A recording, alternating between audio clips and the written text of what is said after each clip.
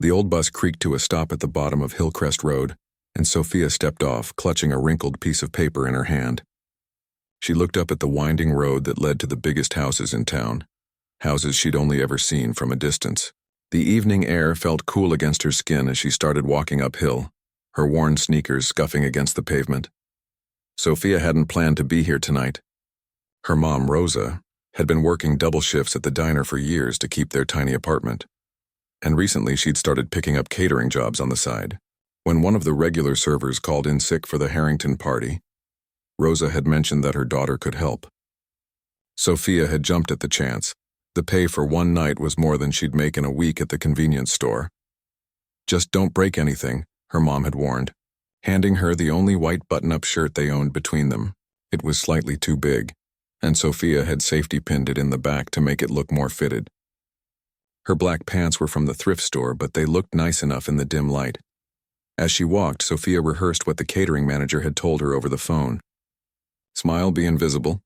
Don't talk to the guests unless they speak to you first. Keep glasses filled, collect empty plates, and stay out of the way. Simple enough. The houses grew larger as she climbed higher, with gates and security systems that probably cost more than her entire year's rent. When she finally reached the address on her paper, she stopped and stared. It wasn't just a house, it was like something from a movie. Tall white columns framed the entrance, and a circular driveway wrapped around a fountain where water danced and sparkled in the fading daylight. Cars were already arriving. Sleek, shiny things that purred rather than rumbled like her mom's ancient Toyota. Men in expensive suits and women in dresses that probably cost more than her college tuition helped each other out of their vehicles, laughing and talking as if they didn't have a care in the world. For a moment, Sophia considered turning around. She didn't belong here. These people lived in a different universe. But then she thought of the stack of bills on their kitchen table, and the letter from the college saying her scholarship would only cover 60% of next semester's costs. She thought of her mom's tired eyes and how they lit up when Sophia had brought home A's in her music theory class. Taking a deep breath, she walked around to the service entrance at the side of the house, just as the catering manager had instructed. A harried-looking woman with a clipboard checked her name off a list and thrust a white apron at her. "You're late," the woman said, though Sophia was actually 5 minutes early. "Put this on and follow me. You'll be on tray duty. Just circulate with the champagne and keep moving. Don't linger. Don't eavesdrop, and for heaven's sake, don't spill anything on anyone." Sophia nodded, tying the apron around her waist as she followed the woman through a bustling kitchen. Chefs called out orders while assistants plated tiny, perfect-looking bites of food. The smell was amazing, rich and buttery and nothing like the simple rice and beans that was often dinner at home. "Wait here," the woman said, leaving Sophia by a swinging door that obviously led to where the party was happening. "Miguel will show you what to do when he comes back." Left alone for a moment, Sophia peeked through the crack in the door. The room beyond took her breath away. Crystal chandeliers hung from ceilings so high they seemed to touch the sky. Flowers arranged in tall vases filled the space with color, and in the center of the grand ballroom stood something that made Sophia's heart skip a beat. A gleaming black grand piano. Not just any piano, but a Steinway concert grand, just like the one she'd played at her recital 3 years ago, before her mom had gotten sick and the medical bills had forced them to sell their upright piano to make rent. Sophia's fingers tingled at the memory of cool keys beneath them. First time at the Harrington place, huh? Sophia jumped and turned to see a young man about her age, dressed in the same white shirt and black pants she wore. He had kind eyes and a tired smile. "That obvious?" she asked. "Everyone looks like that the first time," he said with a small laugh. "I'm Miguel. I'm guessing you're my replacement for Lisa tonight." Sophia nodded. "I'm Sophia. My mom works for the catering company sometimes." "Well, Sophia, it's pretty easy. Just smile, offer champagne, and try not to stare at how much money is in one room." He handed her a tray with delicate flutes of bubbling golden liquid. "Follow me, I'll show you the route." As they pushed through the swinging door, the noise hit Sophia like a wave. Dozens of conversations, soft music from hidden speakers, the gentle clink of glasses and silverware. The room was even more impressive from inside. The marble floor gleamed like water, reflecting the light from above. Artwork that belonged in museums hung on walls, and fresh flowers seemed to bloom from every corner. "That's him," Miguel whispered, nodding toward a tall man across the room. "William Harrington. The big boss. Worth more billions than I can count. Sophia followed his gaze. William Harrington didn't look like she'd expected a billionaire to look. He wasn't old or fat or scowling. He looked to be in his early 50s, fit and handsome in a classic way with silver streaking through his dark hair. He was listening intently to an older woman, nodding at whatever she was saying with genuine interest in his eyes. Is he nice? Sophia asked quietly as they began circulating with their trays. Miguel shrugged. Nicer than most of them. He actually says thank you, which is more than I can say for half these folks.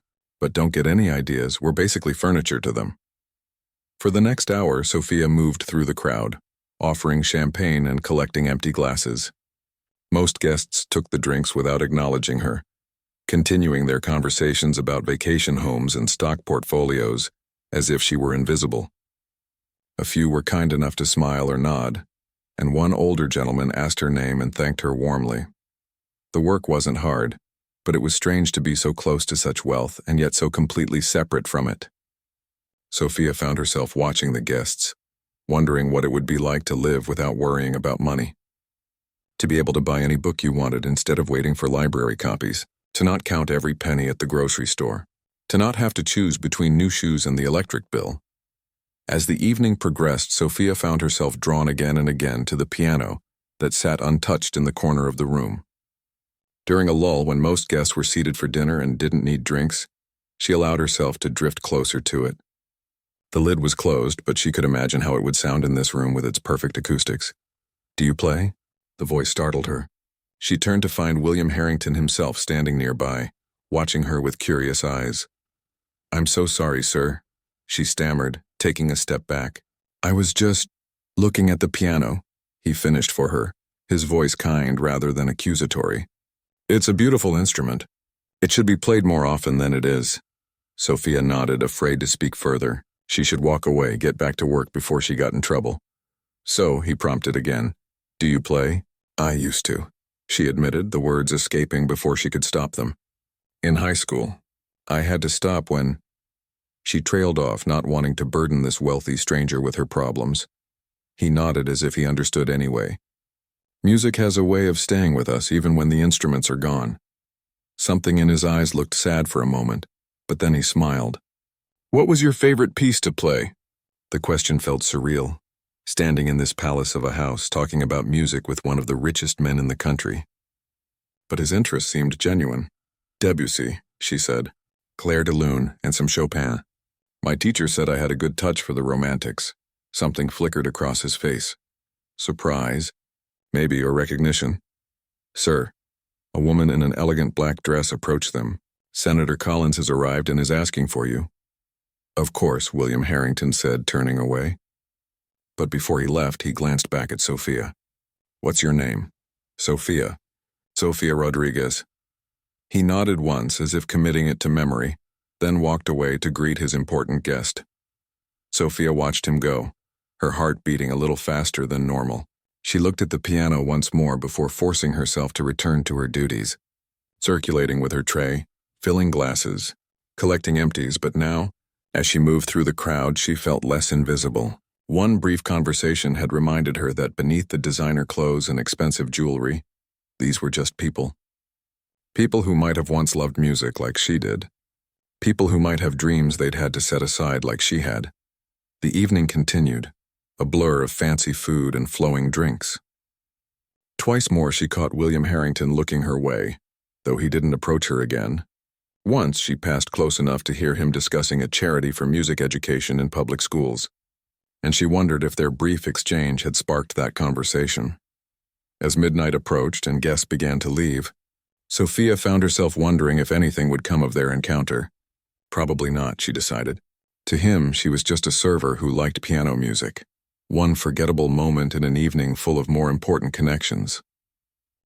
But as she helped clean up, gathering discarded napkins and emptying half-finished drinks, she couldn't help glancing at the piano one last time.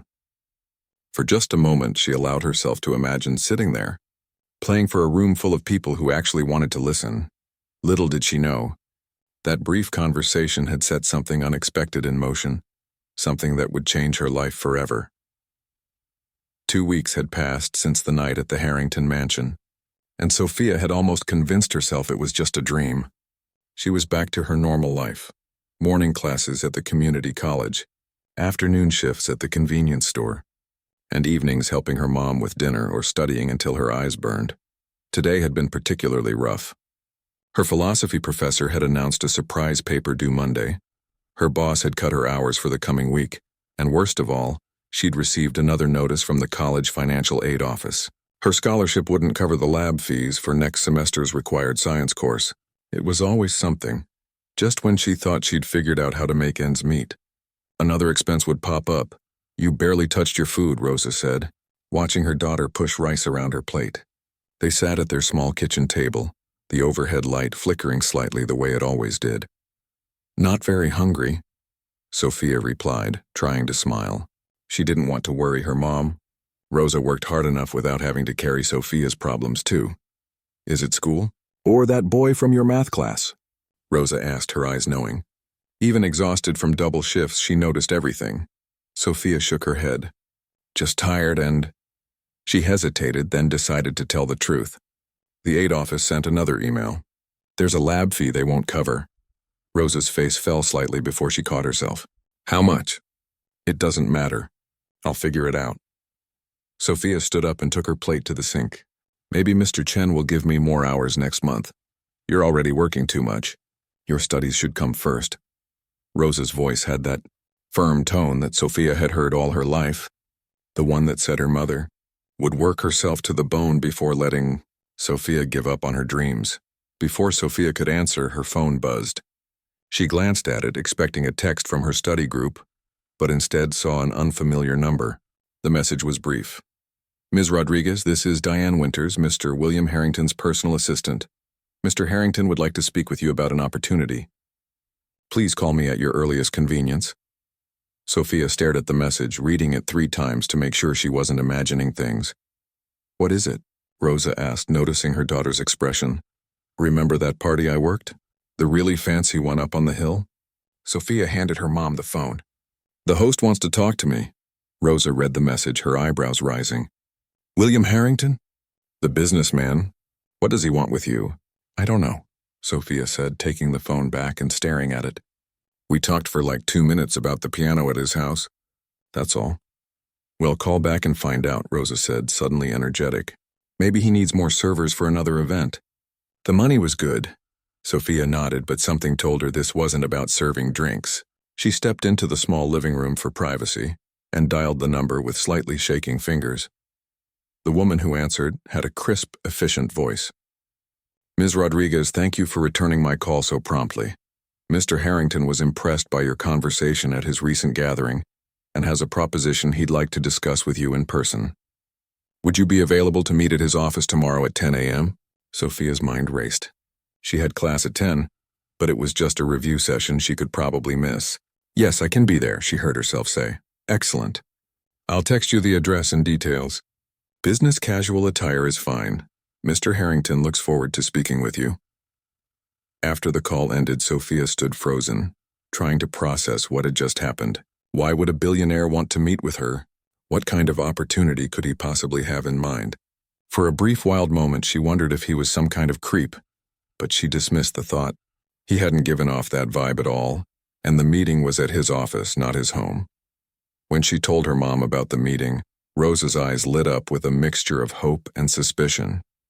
"Be careful," she warned. "Rich people sometimes think different rules apply to them." "It'll be fine," Sophia assured her, though her own stomach was tied in knots. "It's probably nothing." But that night she lay awake for hours, imagining all the possibilities. Maybe he needed someone to play piano at his events. Maybe he wanted to offer her a different job with the catering company. Maybe, but no, she wouldn't let herself hope for anything related to her education. That was too far-fetched. The next morning, Sophia woke early and put on her nicest outfit. Black pants, a blue blouse her aunt had given her for Christmas, and the one pair of decent shoes she owned. She caught the bus downtown and arrived 20 minutes early at the gleaming glass skyscraper, where Harrington Industries had its headquarters. The lobby was intimidating, all marble and glass, with a massive security desk and people in expensive suits rushing in every direction. Sophia approached the desk nervously, Giving her name to a guard who checked a list, made a call, and then handed her a visitor's badge. 52nd floor, he said, pointing to a bank of elevators. Ms. Winters will meet you there. The elevator rose so quickly Sophia's ears popped. When the doors opened, she stepped into a reception area with floor-to-ceiling windows that offered a breathtaking view of the city. A slim woman with silver-streaked hair and glasses rose from behind a desk. Ms. Rodriguez? I'm Diane Winters. Right this way, please. Sophia followed her down a hallway lined with what looked like original artwork. Diane knocked once on a heavy wooden door, then opened it without waiting for a response. Sir, Sophia Rodriguez is here to see you. The office was large, but not as ostentatious as Sophia had expected. One wall was glass, offering the same stunning view as the reception area. Bookshelves lined another wall, filled with actual books that looked well-read rather than just decorative. A large desk occupied one corner, but William Harrington wasn't sitting behind it. He stood near a small seating area examining something on a tablet. He looked up when they entered and smiled, setting the device aside. Ms. Rodriguez, thank you for coming. His voice was just as she remembered, warm and unexpectedly gentle for such a powerful man. He gestured to the seating area. Please have a seat. Can I offer you coffee? Tea? Coffee would be nice, Sophia said, trying to keep her voice steady. Black is fine. Diane nodded and left, closing the door behind her. I imagine you're wondering why I asked you here, William said, taking a seat across from her. Sophia nodded, perching on the edge of a chair that probably cost more than her entire apartment's furniture. Our conversation the other night stuck with me, he continued. It's not often I meet someone with a genuine passion for classical piano at these events. Most of the young people I encounter are more interested in networking than Debussy. Sophia smiled despite her nervousness. I didn't exactly fit in. That's precisely why you stood out, he said. There was a knock at the door and Diane entered with a tray holding a coffee pot and cups. She set it down and left without a word. William poured coffee for both of them, then leaned back in his chair. Tell me about your education, Sophia. You mentioned you used to play. Are you still studying music? The question caught her off guard. She had expected him to get straight to whatever proposition he had in mind. No, sir. I'm at City Community College, general studies for now until I figure out what makes the most sense financially. He nodded, his expression thoughtful. And before that? Where did you study piano? Westridge Academy had a music program. I was there on scholarship for 3 years in high school. My teacher, Mrs. Chen, wanted me to apply to Juilliard, but she trailed off, not wanting to dive into her family's financial struggles. But life had other plans, he finished for her, and there was something in his eyes that suggested he understood more than she was saying. Sophia sipped her coffee, unsure how to respond. I looked you up after our conversation, William said. Hope you don't mind. I called Gregory Wilson at Westridge. Sophia nearly choked on her coffee. You called my old music director? William nodded. He remembered you immediately, said you were one of the most naturally gifted pianists he'd worked with in 30 years of teaching. Heat rushed to Sophia's face. She hadn't known Mr. Wilson thought so highly of her. That's very kind of him. He also mentioned you had to leave the program after your mother became ill. That must have been difficult. The sympathy in his voice seemed genuine, which made it harder for Sophia to maintain her composure. We managed, she said simply. Mom's better now. William set his coffee down and leaned forward slightly. I'll get to the point, Sophia. I have a proposition for you, but first I need to explain something about myself that few people know. He stood and walked to his desk, opening a drawer and removing a framed photograph. He handed it to Sophia. The photo showed a much younger William Harrington sitting at a piano on a concert stage, his expression intense as his hands flew over the keys. Boston Symphony Hall, 1997, he said quietly. I was 24 and on my way to what my teachers called a promising career as a concert pianist. Sophia looked up from the photo in surprise. You were a professional pianist? He nodded, returning to his seat. Music was my life from age 6. I studied at Eastman, won a few international competitions. Then my father died suddenly, leaving the family business in chaos. As the only son, I was expected to step in and save the company. His voice held no bitterness, just a matter-of-fact acceptance.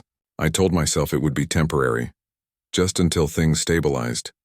But 1 year became 5, became 10, became a life I never planned on living. Sophia looked at him with new understanding. No wonder he'd been interested in her background. Do you regret it? The question was bold, perhaps too personal, but William didn't seem offended. Sometimes, he admitted, I've built something substantial, helped a lot of people through our foundation work. But music, he shook his head slightly. Music reaches parts of the soul nothing else can touch. He refilled their coffee cups before continuing. The piano you saw at my home, I rarely play it anymore. My hands are stiff from typing rather than practicing. But seeing your face when you looked at it, he smiled. It reminded me of something I've been considering for some time. He set his cup down and looked directly at Sophia.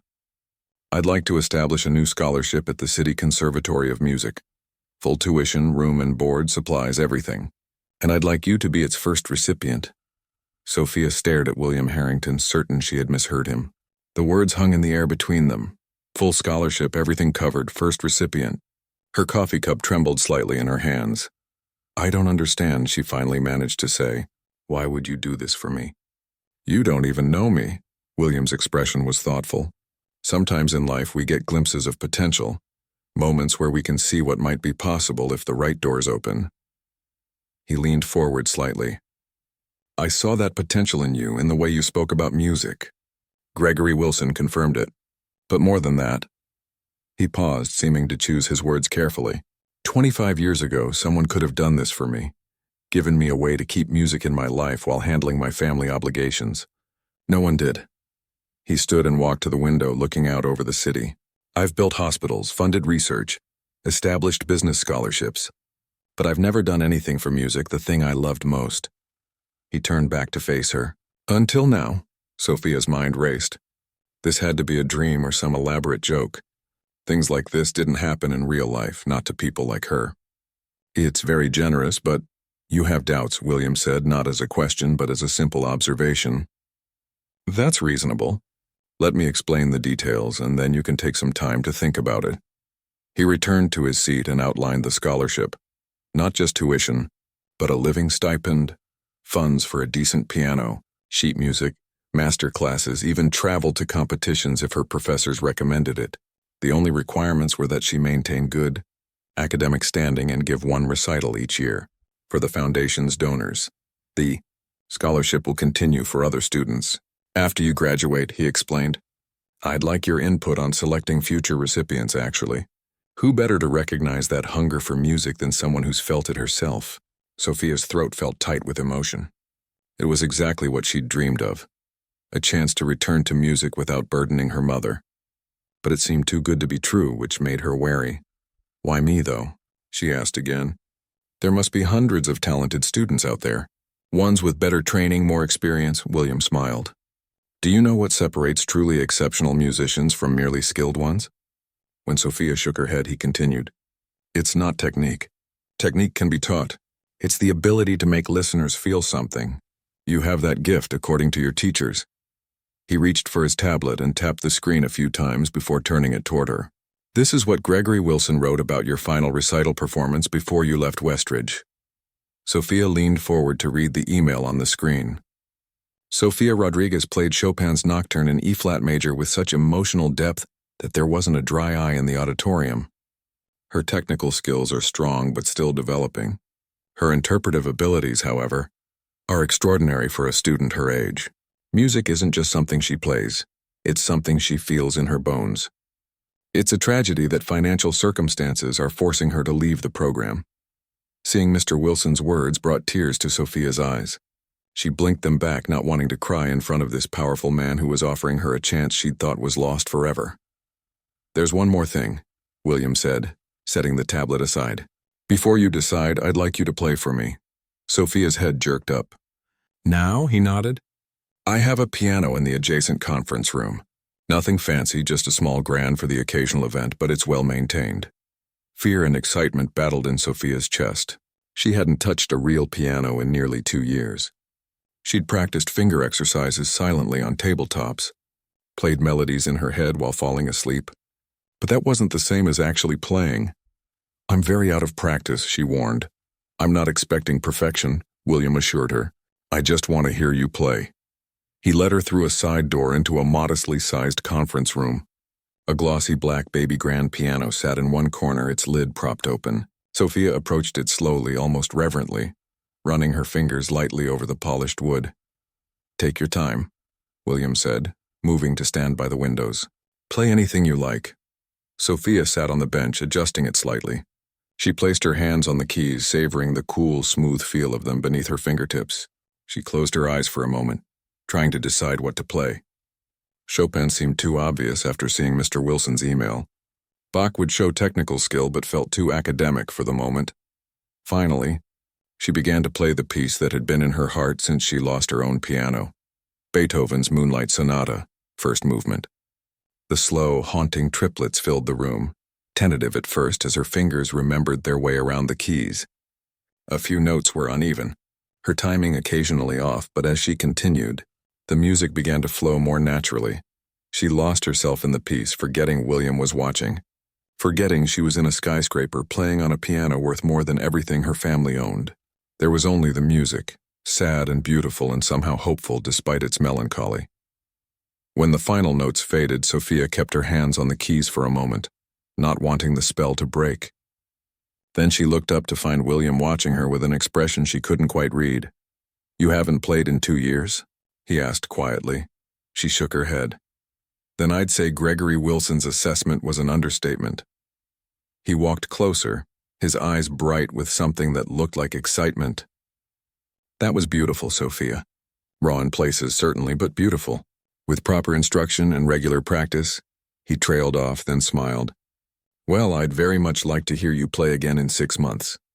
They returned to his office, where Diane had left a folder on the coffee table. William picked it up and handed it to Sophia. "This contains all the information about the scholarship, the formal offer, the terms, contact information for the conservatory's admissions office. They're expecting your call. I've also included my personal number in case you have any questions." His voice was kind but professional. "Take a few days to discuss it with your family. Think it over carefully." Sophia clutched the folder to her chest, still struggling to believe this was really happening. "Thank you," she said, the words feeling completely inadequate. "I don't know what else to say." "You don't need to say anything else," William replied. "Just consider the offer seriously." As Diane escorted her back to the elevator, Sophia felt like she was floating, disconnected from reality. The folder in her hand seemed to pulse with possibility. By the time she reached the lobby, her mind was already racing ahead. What would her mom say? Could she really go back to studying music? Would she be good enough after so much time away? Outside, the city looked different somehow, brighter and full of promise. Sophia sat on a bench near the building's entrance, opening the folder with shaking hands. Inside was a formal letter offering her the William Harrington Music Scholarship at the City Conservatory of Music, starting with the next term if she wished. The amount listed made her gasp. It was more money than she'd ever seen. Enough to cover everything William had promised and then some. Also in the folder was a handwritten note. "Music gave me joy when nothing else could. I hope it will do the same for you." Sophia pulled out her phone to call her mother, then hesitated. This news felt too big for a phone call. She wanted to see her mom's face when she told her.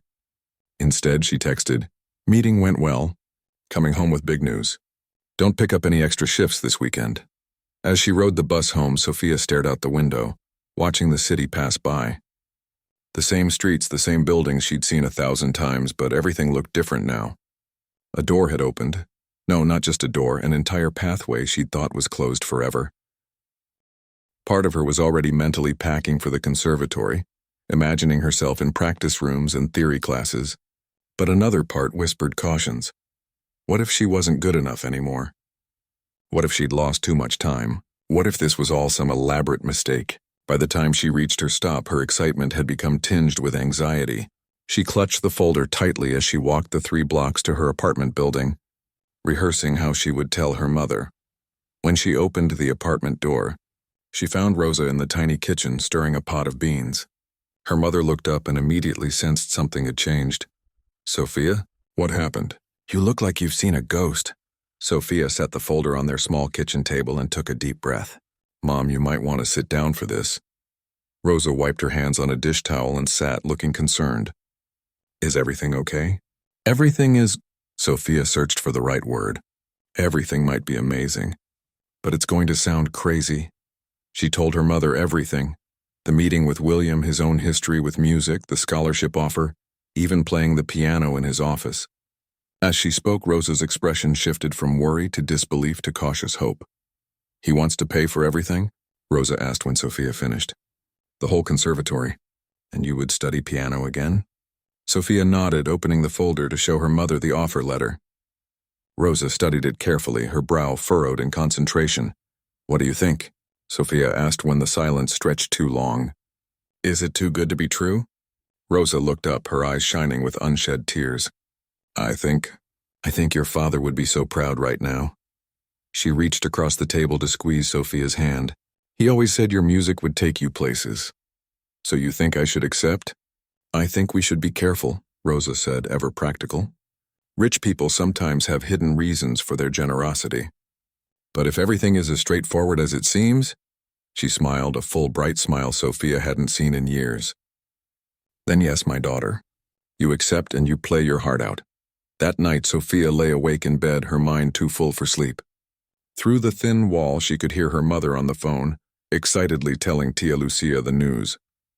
Everything was happening so fast. One moment she was worried about lab fees, and the next her entire future had shifted.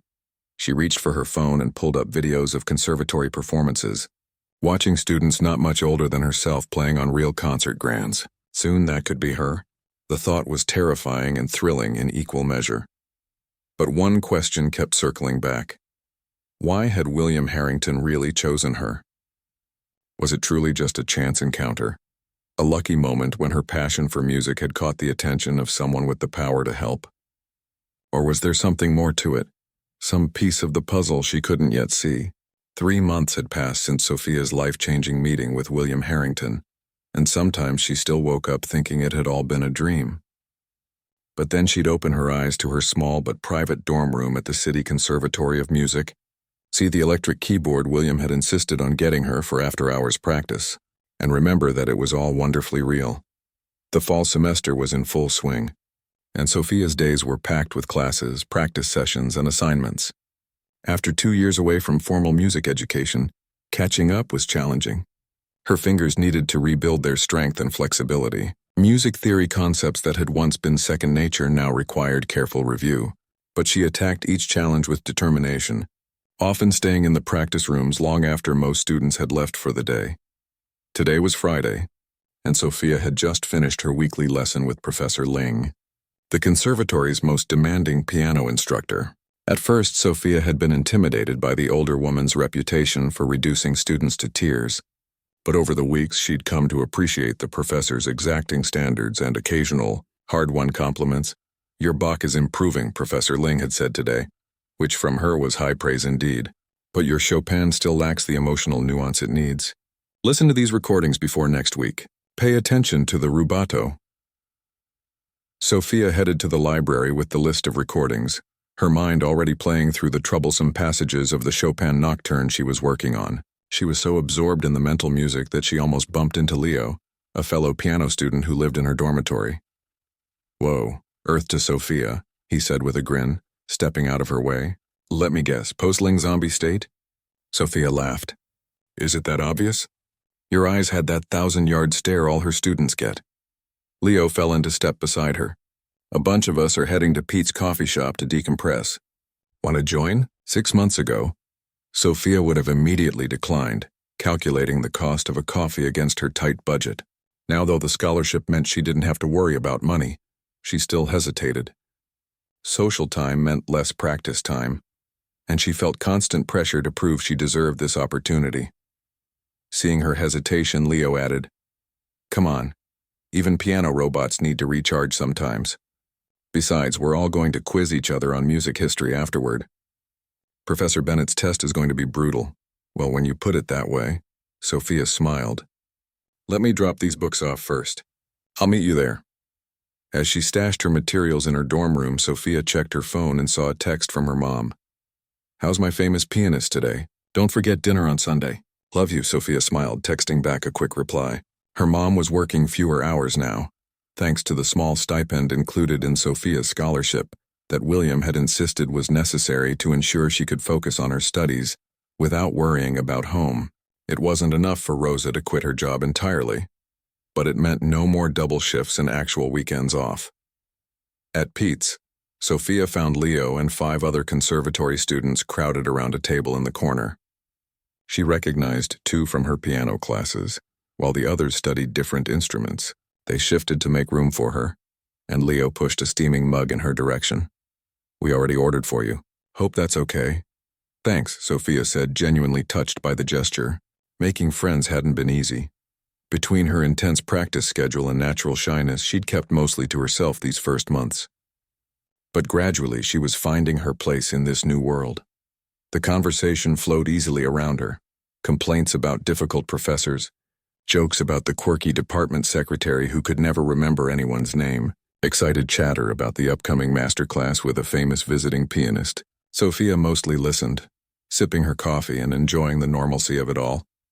"So, Sophia," said Tara, a violin student with bright purple hair, "is it true you're on the Harrington Scholarship? The one the billionaire just created?" Sophia nearly choked on her coffee. Yes. "How did you know?" "Everyone knows," said Ben, a cello player sitting across from her. "It's like the holy grail of scholarships. Full ride plus extras. I heard you're the first one," Tara continued. "That must be intense having all that pressure." Before Sophia could respond, Leo jumped in. "Leave her alone, guys. She's here to study music like the rest of us, not to be some scholarship poster child." Sophia shot him a grateful look, but the questions had stirred up her own insecurities. Did people think she'd gotten special treatment? Did they wonder why she'd been chosen? The group moved on to other topics, but Sophia's mind kept returning to Tara's comment about pressure. It was true. She did feel enormous pressure to succeed. Not just for herself and her mom, but also for William, who had taken such a chance on her. After an hour of socializing, the group disbanded, some heading to evening practice sessions, others to study in the library. Sophia walked back to her dorm alone, enjoying the cool evening air and the way the campus looked in the golden hour light. The old buildings with their ivy-covered walls, the modern glass-fronted performance hall, the students carrying instrument cases of all shapes and sizes. It still seemed magical to her. Back in her room, Sophia was about to start practicing when her phone rang. The screen showed William Harrington, and her heart did a little flip. Though he'd given her his number, she'd never expected him to actually call. Their communication had been limited to a few formal emails regarding scholarship paperwork. "Hello?" she answered, trying to sound professional. "Sophia, it's William Harrington. I hope I'm not interrupting your practice." "No, not at all." She sat on the edge of her bed, wondering why he was calling. "I'm calling because the foundation is hosting a small fundraising event next weekend, and I was hoping you might be willing to play." Sophia's grip on the phone tightened. "Play? You mean perform?" "Nothing too intimidating," William assured her. "Just a short piece during the cocktail hour. The donors who've contributed to the scholarship fund are eager to meet its first recipient." Sophia's mind raced. She wasn't ready for a public performance. Professor Ling had just today critiqued her playing. But how could she refuse the man who had made all this possible? I'm not sure I'm ready," she admitted finally. "I've only been back to serious study for a few months." "I understand your hesitation," William said, his voice kind. "But I heard you play when you'd had no practice for 2 years. Now you've had 3 months of intensive training. What? Ever you play will be wonderful." When she still hesitated, he added, "Think of it as fulfilling the recital requirement we discussed, just on a smaller scale. 20 people in a living room, not a concert hall full of critics." Put that way, it seemed less terrifying. "Okay," she agreed. "I can play something short. Maybe the Bach prelude I've been working on." "Perfect," William said, sounding pleased. "I'll have Diane email you the details." "And Sophia, thank you. This means a lot to the foundation, and to me." After they hung up, Sophia sat staring at her keyboard. Playing for William in his office was one thing. Playing for a room full of wealthy donors was something else entirely. What if she messed up? What if they decided she wasn't talented enough to deserve their money? She was still sitting there, lost in worry, when there was a knock at her door. It was Professor Ling, which was surprising. Instructors rarely came to the dormitories. "Ms. Rodriguez," the professor said, her face serious as always. "I just received a call from William Harrington about your performance next weekend. He works fast, Sophia said, surprised. I just agreed to it a few minutes ago. Mr. Harrington is not a man who wastes time. Professor Ling stepped into the room, glancing around at the modest space. He asked if I would help you prepare.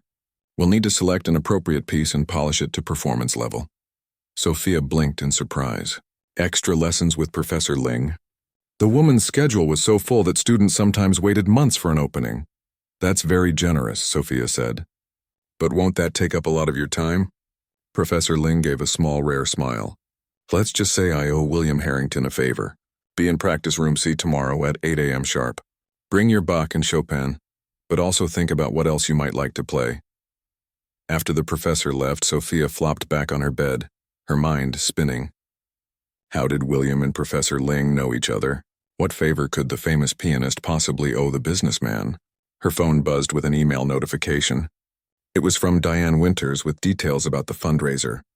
It would be held at William's home, the same mansion where Sophia had first seen the beautiful Steinway and spoken to William about music.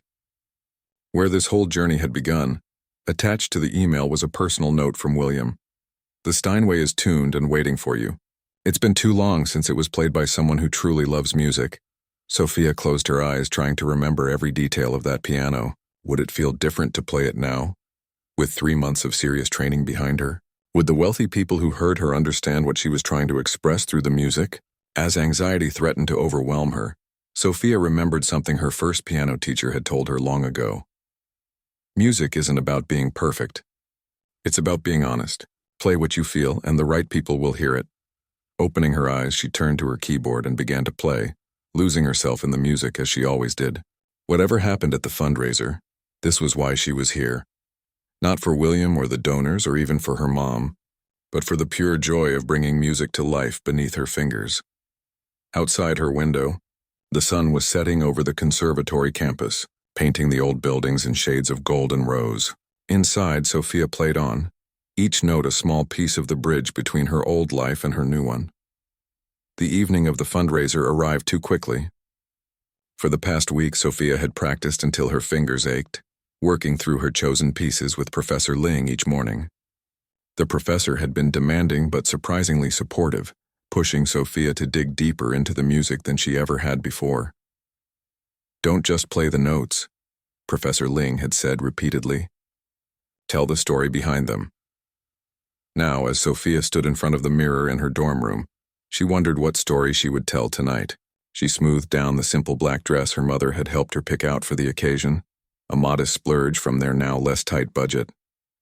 With her hair pulled back in a neat bun and the small pearl earrings that had belonged to her grandmother, she looked like a proper classical pianist. But inside, her stomach was doing somersaults. There was a knock at her door, and she opened it to find Leo standing there, grinning. Your carriage awaits, maestro, he said with an exaggerated bow. Sophia laughed despite her nerves. It's just a car service, not a carriage.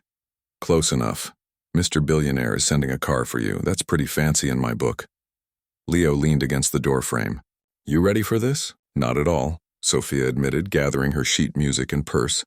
I might throw up on the Steinway. You're going to be amazing, Leo said, his tone shifting from teasing to sincere. I heard you practicing yesterday. The Bach sounds incredible. Sophia gave him a grateful smile. Over the past week, Leo had appointed himself her unofficial cheerleader, bringing her coffee during late practice sessions and listening patiently to her run through her pieces again and again. Thanks for everything, she said. I wouldn't have survived this week without you. What are friends for? He checked his watch. You better get going. Don't want to keep your fancy car waiting. Downstairs, a sleek black car idled by the curb. The driver, an older man with kind eyes, held the door open for her. Ms. Rodriguez? I'm David. Mr. Harrington sent me to drive you to the residence. The drive to William's mansion gave Sophia time to gather her thoughts. She watched the city scroll by, transforming from the modest neighborhood around the conservatory to the affluent hills where William lived. The last time she'd made this journey, she'd been on a city bus wearing a borrowed shirt, heading to a catering job she'd never expected would change her life.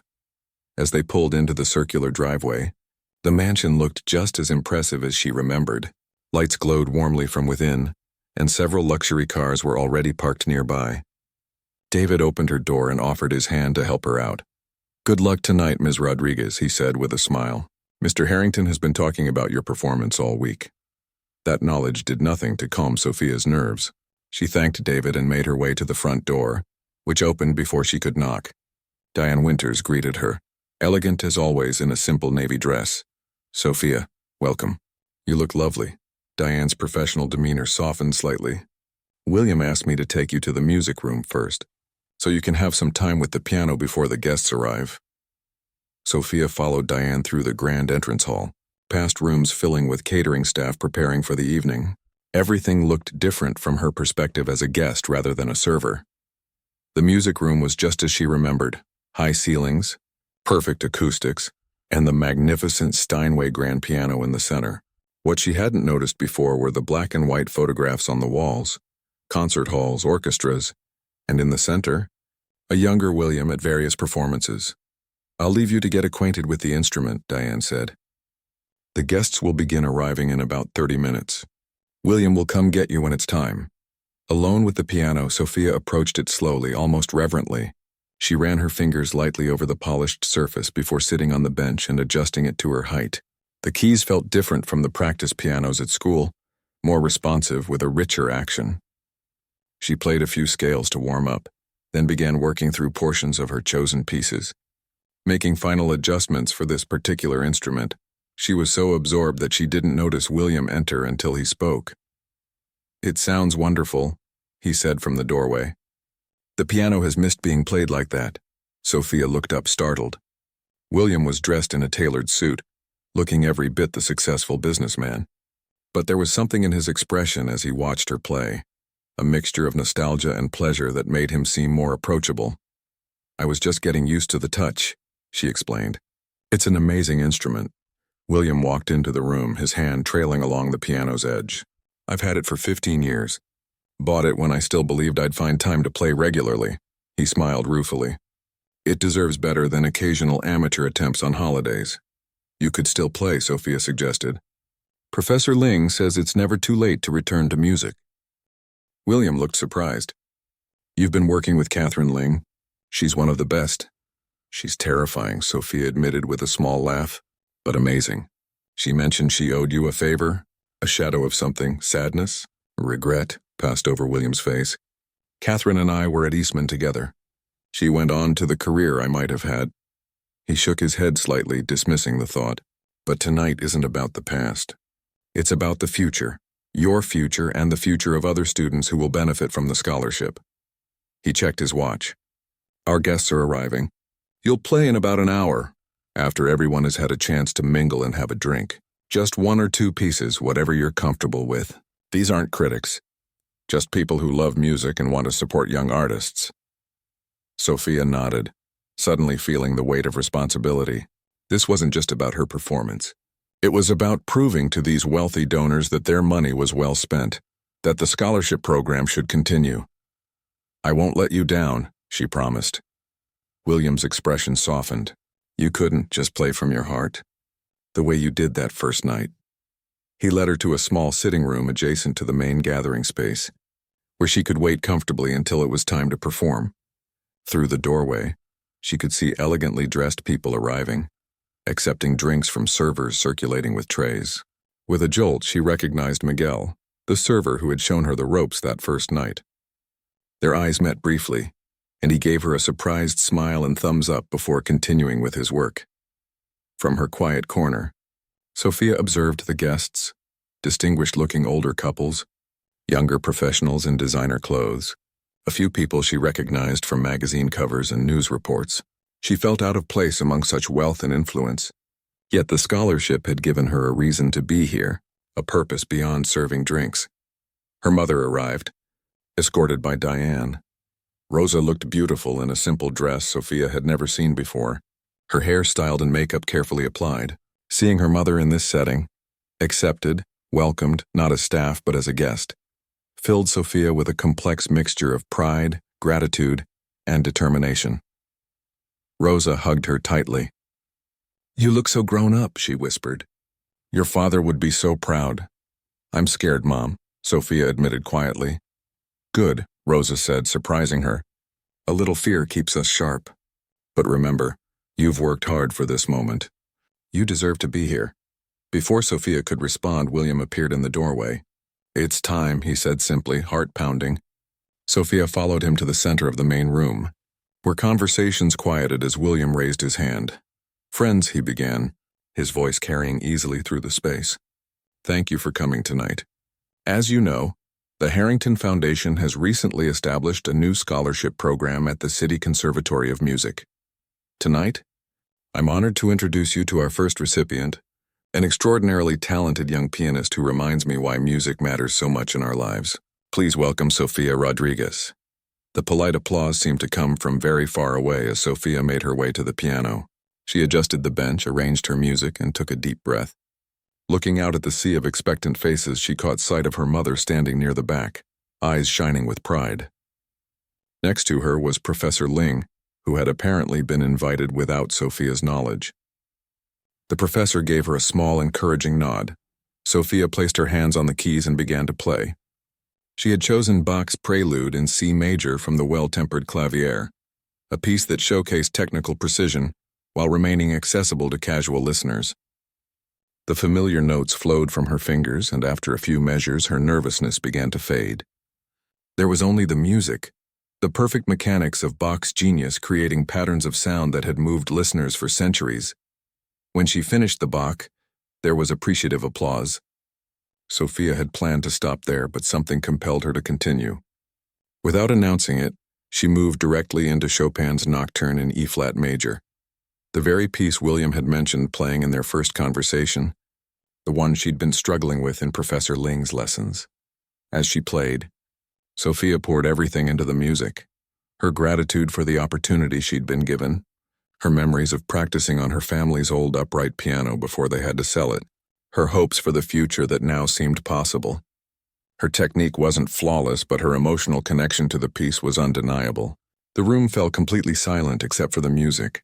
When the final notes faded, there was a moment of complete stillness before the applause began.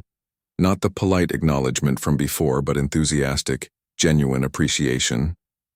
Sophia looked up to see William watching her with an expression that combined pride, nostalgia, and something that looked remarkably like peace.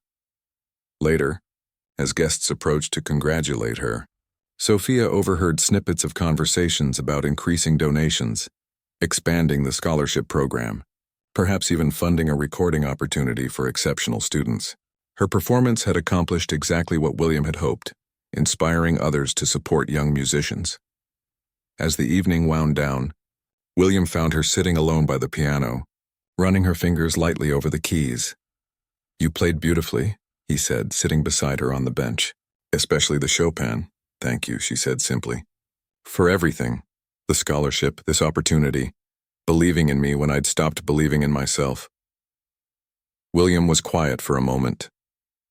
Do you know why I chose that particular Chopin Nocturne as my last performance piece before I left music behind? Sophia shook her head. Because it speaks of both loss and hope, he said softly. It acknowledges sadness while still reaching for something beautiful. He smiled at her. Hearing you play it tonight reminded me why I loved music in the first place. He stood and gestured to the piano. This is yours now, by the way. Sophia stared at him, uncomprehending. What? Not to take with you, he clarified with a small laugh. But whenever you want to practice on a proper instrument or just play for the joy of it, this room and this piano are open to you. I've already spoken with Catherine about continuing your extra lessons here once a week. Tears filled Sophia's eyes, but they were tears of joy, of overwhelming gratitude. I don't know what to say. You don't need to say anything, William replied, echoing his words from their first meeting.